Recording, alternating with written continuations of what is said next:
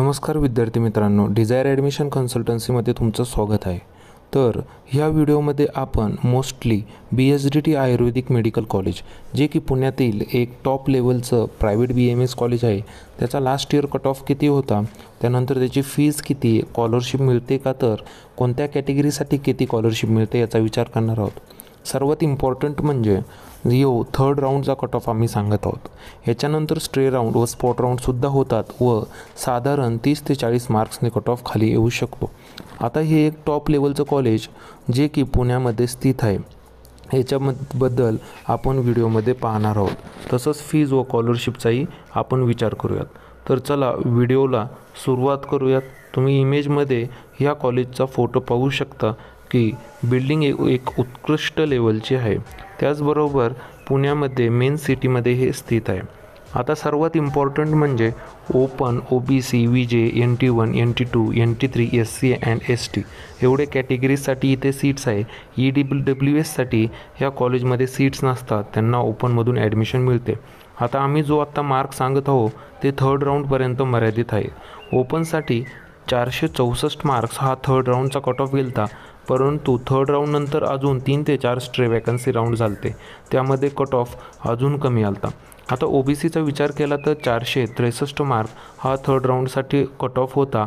त्यानंतर VJ कॅटेगरीसाठी 446 मार्क्सपर्यंत cut off गेलता। विजेच्या सीट्स थोड्या ह्या कॉलेजमध्ये कमी असल्यामुळे कट ऑफ थोडा हाय थर्ड राऊंडचा ह्या कॉलेजचा विजेसाठी सुद्धा जातो। NT1 कॅटेगरीचा विचार केला तर 420 मार्क्स, त्यानंतर NT2 कॅटेगरीसाठी 461 मार्क व NT3साठी 445 मार्क्स एवढा ह्या कॅटेगरींसाठी कट ऑफ ह्या कॉलेजचा लास्ट इयर गेलता थर्ड राऊंडपर्यंत।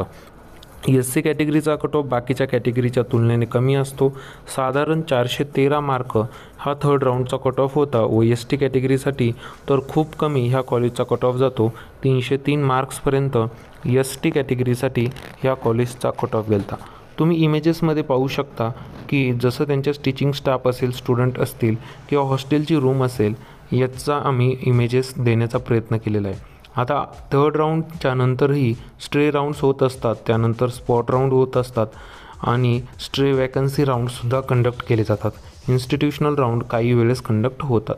तर ह्या राऊंड्समध्ये साधारण खूप कमी कट ऑफ जातो। जर सीट्स वॅकंट असतील 40 ते 50 मार्क्ससुद्धा कट ऑफ कमी होताना दिसलेला आहे।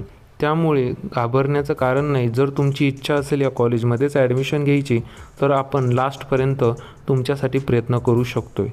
परंतु हे कॉलेज एक महाराष्ट्रामधील आणि पुणे सिटीतील एक टॉपचं कॉलेज मानलं जातं। ह्या कॉलेजमध्ये स्वतःचं कॅन्सर सेंटर हॉस्पिटलसुद्धा आहे, तर त्यामुळे हे कॉलेज एक टॉप लेवलचं कॉलेज आपण मानतो। आता महत्त्वाची गोष्ट म्हणजे फीजचा विचार केला, साधारण ओपन कॅटेगरीसाठी 1,50,500 रुपये फी आहे आणि कॅटेगरी वाईज जशी स्कॉलरशिप असते त्यानुसार कमी होते। हॉस्टेलचा विचार केला तर 35 ते 37 हजार रुपये इथे हॉस्टेलची फी व साधारण 3,000 रुपये मेसची फी पर इयर व मेस तर आपल्याला पर मंथ असेल, परंतु हॉस्टेलची फी पर इयर 35 ते 37 हजार असेल। आता स्कॉलरशिपचा विचार केला 1,50,000 तो ओपन कॅटेगरीची फी आहे, ज्यांचं इन्कम 8 लाखापेक्षा जास्त आहे।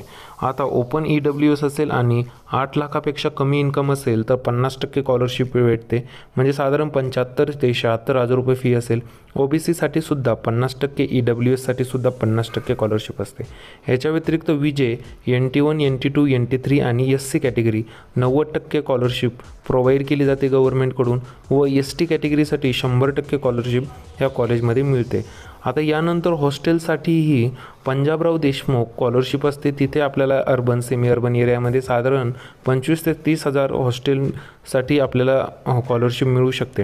काही डाऊट असतील, काउन्सिलिंग पेड काउन्सिलिंग घ्यायची असेल तर 97 30 89 89 60 ह्या व्हॉट्सअप क्रमांकावर आम्हाला मेसेज करा।